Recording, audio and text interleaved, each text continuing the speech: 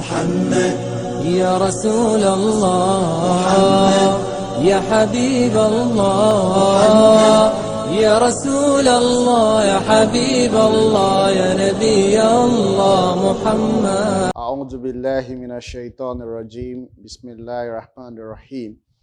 الحمد لله رب العالمين والصلاة والسلام على أشرف المرسلين وأفضل النبيين سيدنا ومولانا محمد بن عبد الله خير ولد عدنان وعلى آله الصالحين وصحابته الصادقين وسالكين منهجه بإحسان إلى يوم الدين.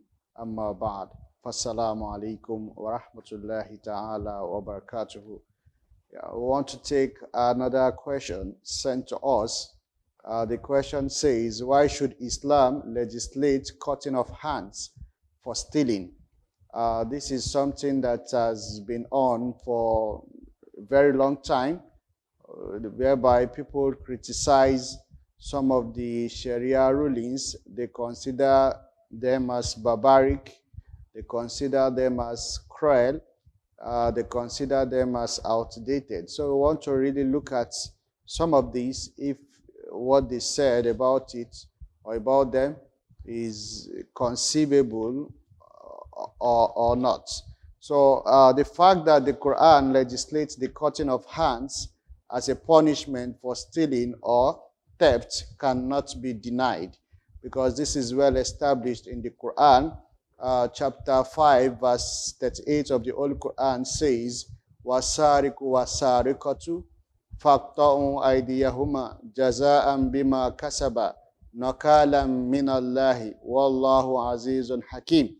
From this verse that we just cited, the punishment for stealing or theft is nothing but cutting of hands as established here.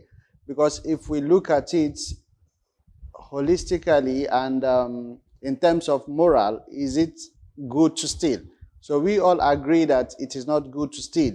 It is not good to take other people's belongings, because stealing will cause hardship for the victim. So it will cause pain to the victim, and in some cases it can even lead to loss of lives, because somebody that he or she depends on his or her belonging, and such belonging is stolen.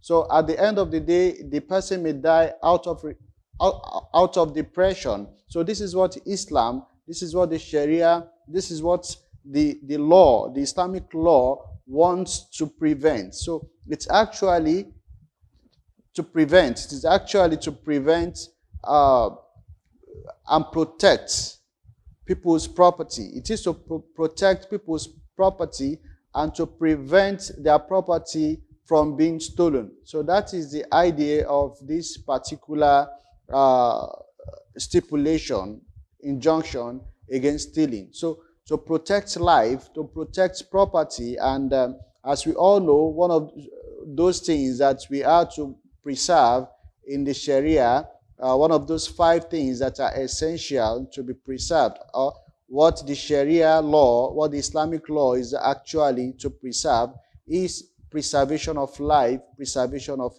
property, as well as others. So the injunction, the judgment, the ruling is actually for the benefit of mankind, to protect the property and lives of mankind from being subjected to hardship and pain. So the Quran has put in place by stipulating this punishment, because if there is no punishment for crime, crime is going to flourish and there will be no justice. People will continue to live in pain, so which is not ideal, which the Quran does not want. So and that is why we must have law, we must have injunction against crime. So this is actually the idea of this particular injunction of the Quran, and why Islam says that whoever steals, the hands should be cut off. But despite that, the Sharia punishment is not applicable to those that are not under the Sharia law. It is only for those that are covered by the Sharia law, and ideally a good Muslim, a true Muslim, will not steal, because you are a Muslim because you don't steal. So that is the idea. So a true Muslim is not expected to steal. So if a person doesn't steal, then the punishment won't be applicable on such person. However, before this law of cutting of hands becomes applicable, there are some factors that must be considered, which include the mental health of the person involved,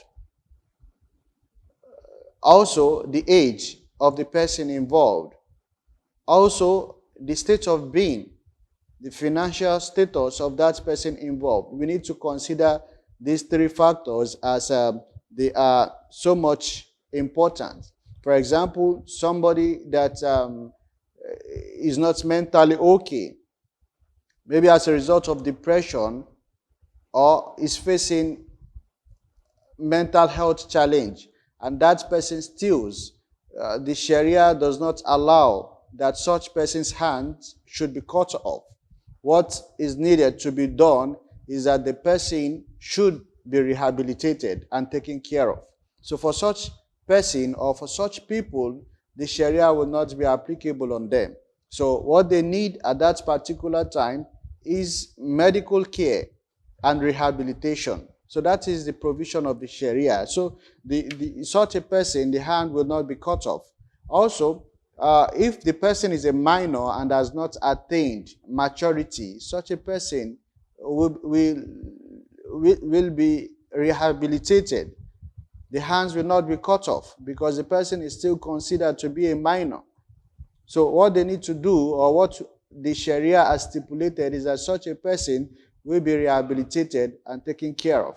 So the third one is if the person steals as a result of hardship, as a result of necessity, as a result of trying to feed himself, such a person will not be punished. What will be done is that the need will be taken care of, and the person is also going to be rehabilitated. So these three factors are essential before the judgment will be pronounced. So if the culprit steals as a result of hardship or necessity to feed, then you cannot apply the punishment on him or her. You have to empower such person and rehabilitate him. So this is what the Sharia says. And for the minor, if the culprit is still young and below maturity, you have to take him or her for rehabilitation, and you cannot apply the law on him or her. Also, if the culprit is mentally sick, then you cannot apply the law on him or her, and you have to take such person for treatment and rehabilitation. So this is the law, and if we look at it, every country has law in place for stealing and theft. It is not encouraged anywhere in the world. So even those that are not Muslims, they have their laws against stealing, against theft, in order to protect people's property. So, and if we look at the Nigerian constitution, the law or the punishment is imprisonment without considering the state of the culprit. So the law is imprisonment without considering the state of the culprit, without considering if the person is facing mental health challenge or not, without considering if the person has attained maturity or not, without considering if the person steals as a result of hardship or not. So they just pronounce the punishment. Most of the time it is 5 years imprisonment, and it is only most of the time for the lower class. People of the higher class, they have their own ways of avoiding being persecuted, avoiding being prosecuted. So this is not the case of Islam. Islam does not differentiate between the rich and the poor. So if you fall under that category and there is no obstruction, there is nothing to consider in your case, then the punishment is going to be pronounced on you. So first of all, you need to consider the mental health. Is this person stealing out of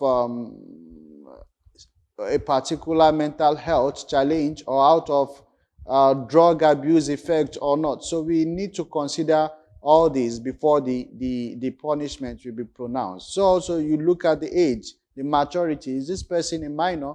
Is this person matured or not? Before you can pronounce the judgment. And thirdly, which is very important, has this person stolen as a result of the hardship in the country?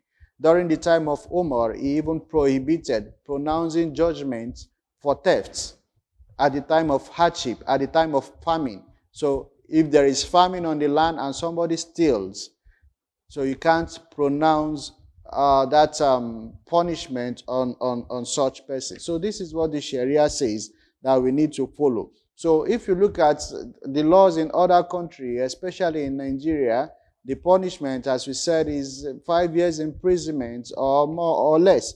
So, and at the end, you still find these people, these culprits, after when they have been released, there is no transformation in them. Some of them will even become advanced in crime. They still go back to that criminal act, which means that nothing has been changed. But the Quran has put in place measures and other things to do. So if there is need for you to take care of them, to treat them, you need to do that instead of cutting the hand. So in Islam, you don't just cut indiscriminately. You need to consider so many things and put in measures whereby they won't come back to stealing. So, and that is why it is difficult for you to find culprits in countries where the Sharia law is being used, because everything has been taken care of. So this is the law, and we ask Allah to continue to forgive us, to continue to protect us, and to continue to give us better understanding. ربنا تقبل منا إنك أنت السميع العليم وتب علينا يا مولانا إنك أنت التواب الرحيم.